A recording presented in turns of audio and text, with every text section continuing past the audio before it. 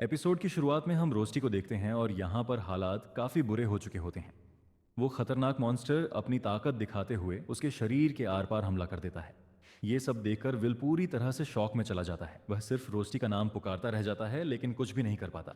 रोस्टी नीचे गिर रहा होता है और उसी समय अचानक वर्कनर की एंट्री होती है। वह सही समय पर पहुंचकर विल को बचा लेता है और उसे वहां से तुरंत निकालकर सुरक्षित जगह ले जाता है। आगे हम देखते हैं कि विल वर्कनर के पीछे बैठा हुआ लगातार रोस्टी का नाम लिए जा रहा होता है। जाहिर सी बात है, उसकी आंखों के सामने उसके दोस्त के साथ जो हुआ उससे वो अंदर से टूट चुका होता है। तभी सीन बदलता है और हमें विल की तलवार दिखाई जाती है जो नीचे वहीं गिरी हुई रह जाती है। इसके बाद सीन मैजिया वेंडर्स की तरफ शिफ्ट होता है। यहाँ जियो काफी ज्यादा गुस्से में नजर आता है। वह अपने गुस्से में टेबल पर जोरदार मुक्का मारता है और कहता है कि अब बहुत हो चुका। वह और ज्यादा चुप बैठकर ये सब नहीं देख सकता। इसके बाद वह वहां से निकलने लगता है। तभी कैरियट उसे रोकते हुए पूछता है कि आखिर वह कहाँ जा रहा है।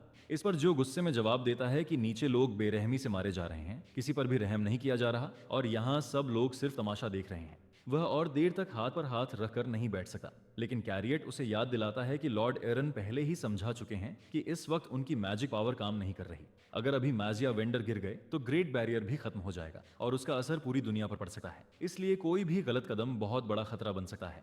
लेकिन जो इन बातों को नजरअंदाज करते हुए साफ कह देता है कि अब उसे किसी चीज की परवाह नहीं है। उसने बहुत देर तक ये सब देखा है और अब वह खुद मैदान में जाएगा। कैरियट भी उसे रोकने के लिए पूरी तरह तैयार हो जाता है। दोनों के बीच माहौल इतना गर्म हो जाता है कि ऐसा लगने लगता है जैसे अब उनके बीच लड़ाई शुरू होने वाली है।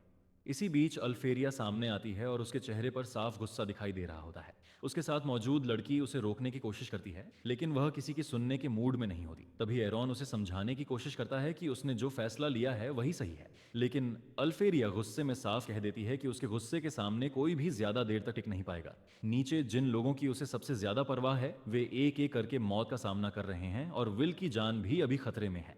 ऐसे में वह सिर्फ बैठकर तमाशा देखने वालों में से नहीं है। उसकी ये बात सुनकर वहां का माहौल और ज्यादा तनावपूर्ण हो जाता है। सभी लोग अल्फेरिया का ये रूप देखकर पूरी तरह हैरान हो जाते हैं और एरॉन भी बिना कुछ बोले बस उसे ध्यान से देखता रह जाता है। इसके बाद सीन बदलता है और हम विल को वर्कनर के साथ देखते हैं। वर्कनर विल को समझाते हुए बताता है कि जिस पल से वो भयानक डिवेंडर सामने आया है उसने फ्रंट लाइन की पूरी रणनीति बर्बाद कर दी है। वह उसी विशाल मॉन्स्टर की बात कर रहा होता है जिससे अभी उसने विल की जान बचाई थी। वह आगे कहता है कि डायनोब्रोसेस लगातार मैजेस को खत्म कर रहे हैं और सबसे बड़ी बात यह है कि उन पर किसी भी तरह के हमले का असर नहीं पड़ रहा। उनकी पूरी अटैक लाइन लगभग बेकार हो चुकी है और यहां तक कि ड्वार्फ्स भी उन्हें रोक पाने में असफल हो रहे हैं। वर्कनर फिर कहता है कि ऐसी हालत में अगर किसी से उम्मीद बची है तो वो सिर्फ विल है और वह किसी भी कीमत पर उसकी जान खतरे में नहीं डाल सका। तभी विल टूटी हुई आवाज में पूछता है आखिर उसके साथ हमेशा ऐसा क्यों होता है? वह किसी को भी बचा क्यों नहीं पाता? पहले भी ऐसा हुआ था और आज भी वही हो रहा है।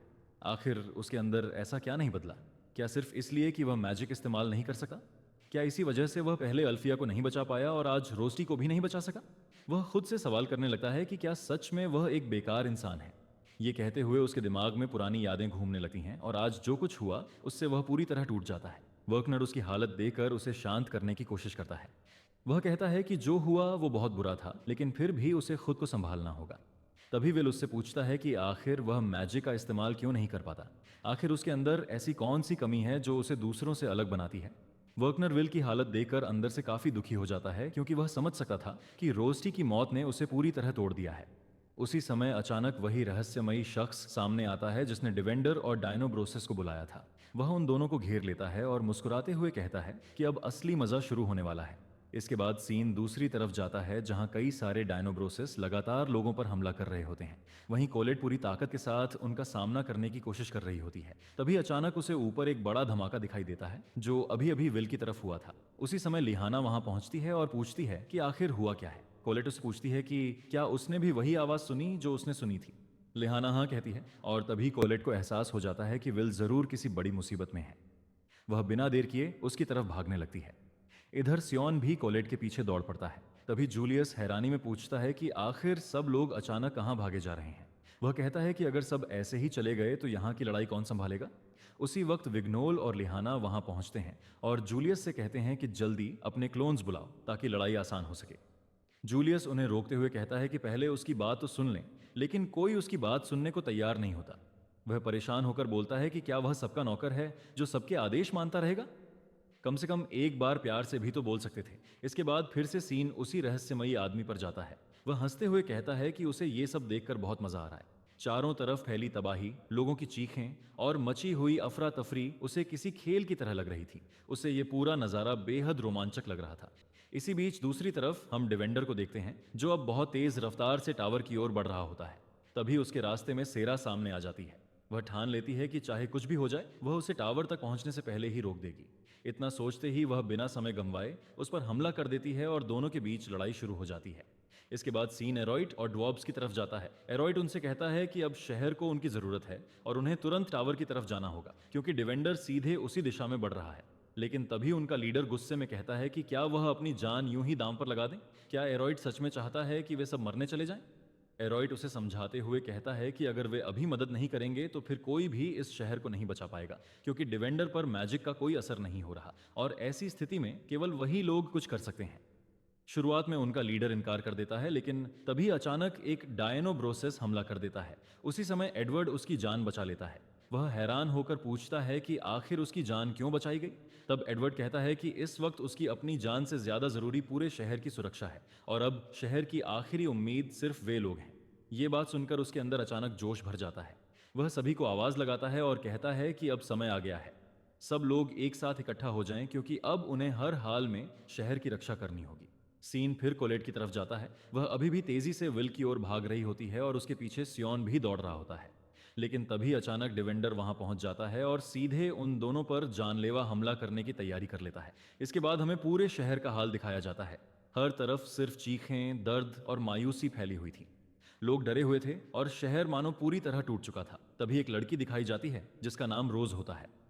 वह अकेले एक डायनोब्रोसिस के सामने खड़ी थी और ऐसा लग रहा था कि वह अपनी आखिरी लड़ाई लड़ने जा रही है। दूसरी तरफ कई स्टूडेंट्स अभी भी पूरी कोशिश से लड़ रहे थे, लेकिन उनकी हालत साफ बता रही थी कि वे अपनी आखिरी ताकत लगा चुके हैं।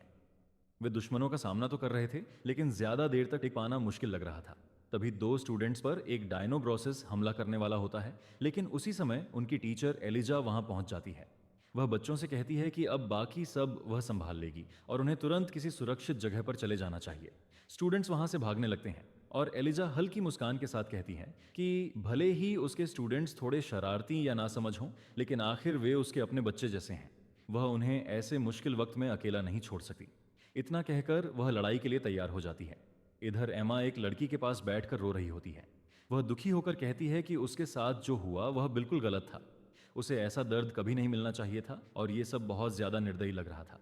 तभी वहां दो और लड़के पहुंचते हैं और वे भी उस हालात को देखकर पूरी तरह परेशान नजर आते हैं। उसी समय हेड मिस्ट्रेस भी हालात को समझने की कोशिश कर रही होती हैं।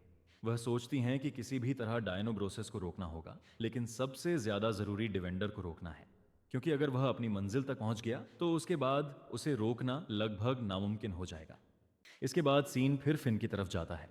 उसे अचानक विल की तलवार दिखाई देती है। तलवार को देखते ही वह कहता है कि आखिर उसे विल की तलवार मिल ही गई और अब वह इसे लेकर विल के पास जाएगा। इसके बाद सीन फिर विल और वर्कनर की तरफ जाता है। तभी विल की नज़र वर्कनर की हालत पर पड़ती है और वह बुरी तरह घबरा जाता है। उसके सीने के आर पार एक बड़ा घाव हो चुका था, जिसे देखकर साफ लग रहा था कि उसकी हालत बेहद गंभीर है। विल डरते हुए कहता है कि प्रोफेसर उसे ऐसे छोड़कर नहीं जा सकते। पहले रोस्टी और अब अगर वह भी चले गए तो आखिर उसके पास बचेगा ही कौन। वह खुद को दोष देने लगता है और कहता है कि शायद उसकी वजह से ही इतने लोगों की जान जा रही है। ये कहते हुए वह पूरी तरह टूट जाता है और रोते हुए वर्कनर को गले लगा लेता है। तभी वर्कनर कांपती हुई आवाज में उससे कहता है कि उसने जिंदगी भर उससे एक बहुत बड़ा सच छुपा कर रखा था।